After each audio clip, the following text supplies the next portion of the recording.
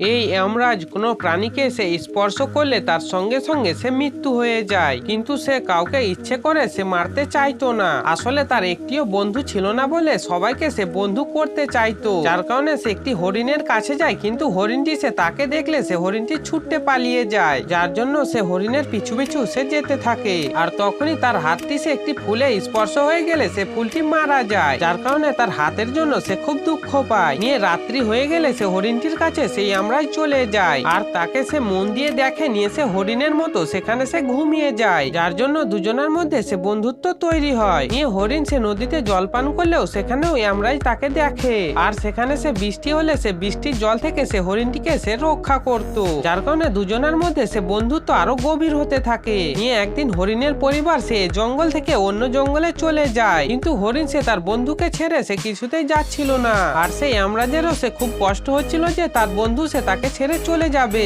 নিয়ে হরিণ সে তার কাছে চলে আসে আর তাকে জড়িয়ে ধরার সে চেষ্টা করে, কিন্তু আমরাই সে কিছুতেই তাকে স্পর্শ করতে দেয় না, আর সে পিছিয়ে পিছিয়ে সে চলে যায়। আর তখনই হরিণ সে না থাকতে পেরে তার বন্ধুকে সে স্পর্শ করে ফেলে, যার কারণে আমরাজও সে খুব দুঃখ করে আর তাকে সে জড়িয়ে ধরে নেয়, আর সেখানে সে দুনিয়া ছেড়ে সে একদম চলে যায়। তো বন্ধুরা, এরকম বন্ধুত্বের জন্য একটি লাইক তো করতেই পারো।